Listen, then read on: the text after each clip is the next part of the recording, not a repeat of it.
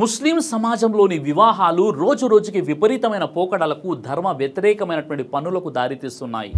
సమాజంలోని డబ్బున్నవారు, ధనవంతులు, ధర్మంపై అవగాహన లేనివారు చేసినటువంటి వివాహాలు పేదవారిపై, స్తోమత లేని వారిపై భరించలేని కష్టాలను తీసుకొస్తున్నాయి. ఇప్పుడు మనం పెండ్లిలలో తప్పించుకోవాల్సినటువంటి 10 ధర్మ విరుద్ధమైనటువంటి పనులను తెలుసుకునే ప్రయత్నం చేద్దాం. అంటే ఇస్లాంలో లేని పెళ్లిలలో ముస్లింలు చేసినటువంటి 10 తప్పులు, వాటి గురించి తెలుసుకునే ప్రయత్నం చేద్దాం.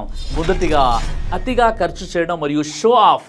పెళ్లిలలో అనవసర ఖర్చులు, ఖరీదైన డెకరేషన్లు మరియు షో ఆఫ్ చేయడం ఇస్లాంలో నిషేధించబడింది. ఎందుకంటే ఇది దీనిలో లేనటువంటి ఆచారం. ఖురాన్లో ఇలా ఉంది, వృధా ఖర్చు చేయకండి. సూర అల్ ఇస్రా 17:26. కాబట్టి వివాహాన్ని సులభంగా, సరళంగా, హలాల్ ఆదాయంతో నిర్వహించండి. అవసరమైన ఖర్చులకు మాత్రమే పరిమితం చేయండి. ఇక రెండవది కట్నం డిమాండ్ చేయడం. వరుడు లేదా ఆయన కుటుంబం వధువు కుటుంబం నుండి కట్నం డిమాండ్ చేయడం ఇస్లాంలో హరాం మరియు బిదాత్. ఖురాన్లో ఇలా ఉంది, వధువుకు మెహర్ బహుమతి ఇవ్వండి. సూర నిసా 4:4. కాబట్టి వరుడు వధువుకు మెహర్ ఇవ్వడంపై దృష్టి పెట్టండి. అంటే అమ్మాయి నుండి కట్నం డిమాండ్ చేయడాన్ని పూర్తిగా నిషేధించండి.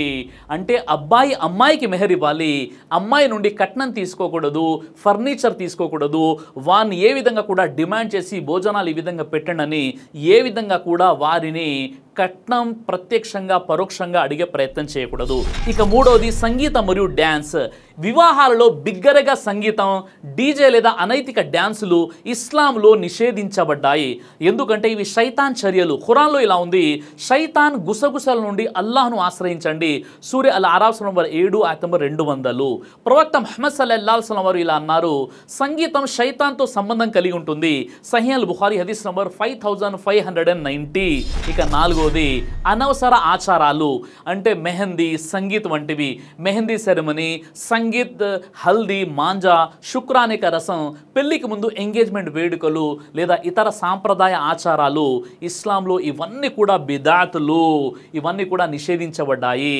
ఇవి పెళ్లిని సంక్లిష్టం చేస్తాయి, కష్టతరం చేసేస్తాయి.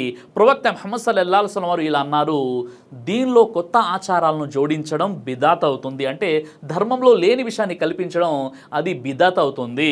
సహీహ్ ముస్లిం హదీస్ నంబర్ 867. ఇక ఐదవది పెళ్లిలో స్త్రీ పురుషుల కలివిడితనం.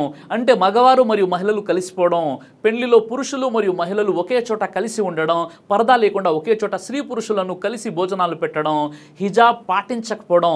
స్త్రీ పురుషులు పరదా ఎలా పాటించాలి అంటే పెళ్లిలో పురుషులు మరియు మహిళలకు వేరువేరు ఏర్పాట్లు చేయండి, హిజాబ్ పాటించండి. భోజనాలు ఒకే చోట కాకుండా వేరే వేరేగా ఏర్పాటు చేయండి, లేదా కనీసం మధ్యలో పరదా అయినా కట్టండి. అలా కాకుండా మనం చూస్తున్నాం, పెళ్లిళ్ళు అనగానే ఫుల్లుగా మేకప్లు చేసుకొని స్త్రీలను పరాయి పురుషులు చూస్తూ ఉంటారు. ఈ విధంగా పరదా లేకుండా వారు కనిపిస్తుంటారు. ఇది ఇస్లాంలో హరాం. ఇక ఆరోది ఫోటోగ్రఫీ మరియు వీడియోగ్రఫీ. పెళ్లిలలో మహిళల ఫోటోలు లేదా వీడియోలు తీయడం, ముఖ్యంగా హిజాబ్ లేకుండా ఇస్లాంలో నిషేధించబడినటువంటి బిదాత్. మనం కొన్ని వివాహాల్లో చూస్తుంటాం, అమ్మాయి అంటే పెళ్లి కూతురు విపరీతమైనటువంటి మేకప్లో ఉంటుంది. పెళ్లి కొడుకు అంటే ముందే కెమెరామెన్లు పెళ్లి కూతురుని వివిధ భంగిమల్లో చూస్తూ ఫోటోలు తీస్తూ ఉంటాడు. ఇది పూర్తిగా హరాం. అలాగే పరాయి పురుషులు కూడా పెళ్లి కూతుర్ని పెళ్లిలో కలుస్తూ ఉంటారు. ఇది కూడా చాలా తప్పు. దీనిని కూడా మనం తప్పించాల్సిన అవసరం ఎంతైనా ఉంది. అంటే అబ్బాయిని అమ్మాయిని ఒకే వేదికపై పెట్టేసి చాలామంది బంధువులు, గైర్ మెహరం, అదేవిధంగా ఆ వివాహానికి వచ్చినటువంటి వారంతా కూడా అమ్మాయిని అబ్బాయిని ఒకే వేదికపై కలుస్తూ ఉంటారు పరదా లేకుండా. ఇది చాలా పెద్ద హరాం. దీని నుండి మనం తప్పించాలి. ఇక ఏడవది అనవసర ఆడంబర ఆహ్వానాలు, ఖరీదైనటువంటి ఆహ్వాన పత్రికలు. ఆడంబరమైనటువంటి ఆహ్వానాలు లేదా అనవసరమైనటువంటి షో ఆఫ్, స్తోమతకు మించినటువంటి ఖర్చులు, ఇవన్నీ ఇస్లాంలో తప్పు. ఖురాన్లో ఇలా ఉంది, వృధా ఖర్చు చేసేవారు శైతాన్ సోదరులు. సూర అల్ ఇస్రా 17:27. ప్రవక్త ముహమ్మద్ సల్లల్లాహు అలైహి వసల్లం వారు ఇలా అన్నారు, సరళమైన వివాహం ఉత్తమం. సునన్ ఇబ్నే మాజా హదీస్ నంబర్ 1842. కాబట్టి సాధారణ ఆహ్వాన పత్రికలను ఉపయోగించండి. సోషల్ మీడియా ద్వారా ఆహ్వానించడాన్ని పరిగణించండి. అలా కాకుండా లేనిపోని ఆడంబరాలకు పోయి ఖరీదైనటువంటి వెడ్డింగ్ కార్డు, స్తోమతకు మించినటువంటి ఫంక్షన్ హాలు, మిత్తి డబ్బులతో డెకరేషన్, ఇలాంటి హరాం పనులకు దూరంగా ఉండండి. ధర్మానికి విరుద్ధమైనటువంటి ఆచారాలు మరియు బిదాతులు నిఖాలో భార్యాభర్తల మధ్య బర్కత్ను దూరం చేస్తాయి. ఇక ఎనిమిదవది అతిగా ఆహారం వృధా చేయడం. వివాహాలలో అనవసరమైనటువంటి ఆహారం తయారు చేసి మిగిలిన ఆహారాన్ని వృధా చేయడం సరైనటువంటి పద్ధతి కాదు. ఖురాన్లో ఇలా ఉంది, తినండి తాగండి కానీ వృధా చేయకండి. సూర్య అల్ ఆరాఫ్ నంబర్ 7 ఆయత్ నంబర్ 31. కాబట్టి అతిథుల సంఖ్యకు అనుగుణంగా ఆహారం తయారు చేయండి. మిగిలిన ఆహారాన్ని పేదలకు దానం చేయండి. మీ వలిమాలో ఖచ్చితంగా పేదవారిని ఆహ్వానించి వారికి భోజనం పెట్టండి. ఇది సున్నత్ కూడా. ఇక 9వది జ్యోతిష్యం లేదా శుభముహూర్తం నమ్మడం. పెళ్లి రోజు జ్యోతిష్యం లేదా శుభముహూర్తం ఆధారంగా నిర్ణయించడం బిదత్ అవుతుంది. అదేవిధంగా షిర్క్ కూడా దారి తీస్తుంది.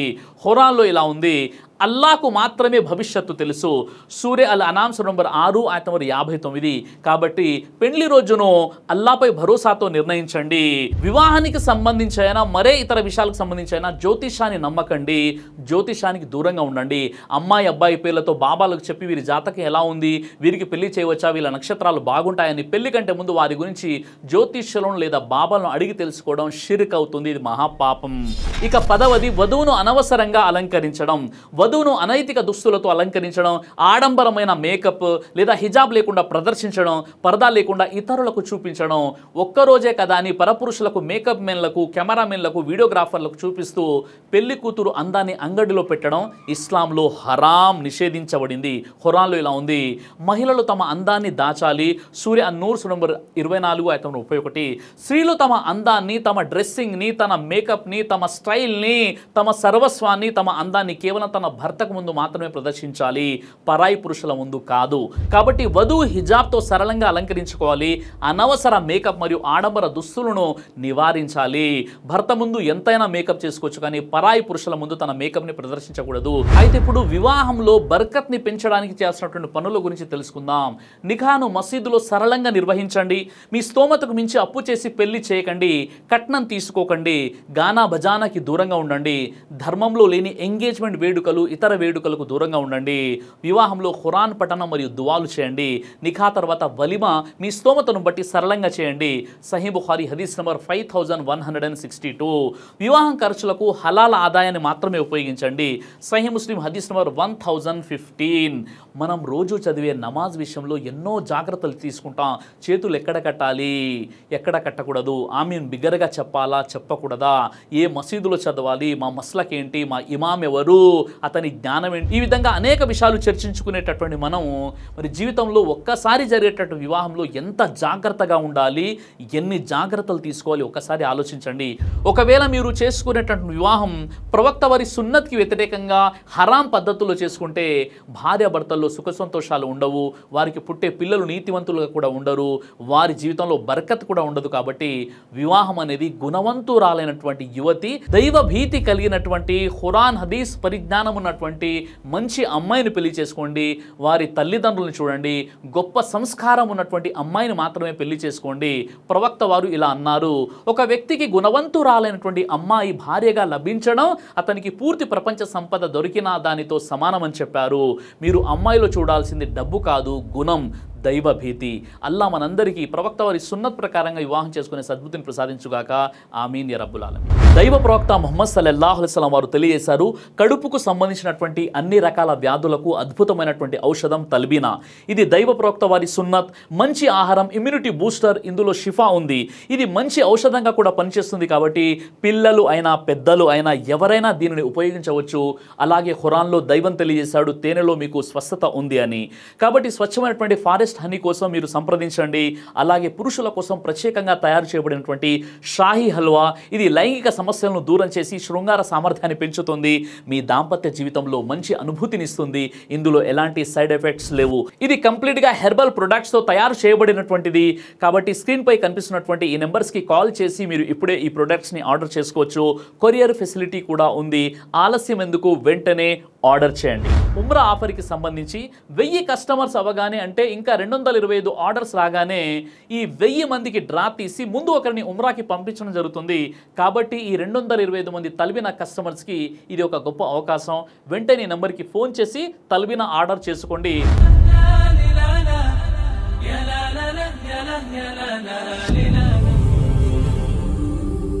బ్రదర్ సిరాజ్ అని యూట్యూబ్ ఛానల్ని మీరు సబ్స్క్రైబ్ చేసినట్లయితే ఇన్షాల్లా దేవచిత్తం అయితే మీకు వీడియోస్ వస్తుంటాయి. అదేవిధంగా బ్రదర్ సిరాజ్ అనేటటువంటి ఫేస్బుక్ని కూడా లైక్ చేయడం వల్ల మీకు వీడియోస్ వస్తుంటాయి.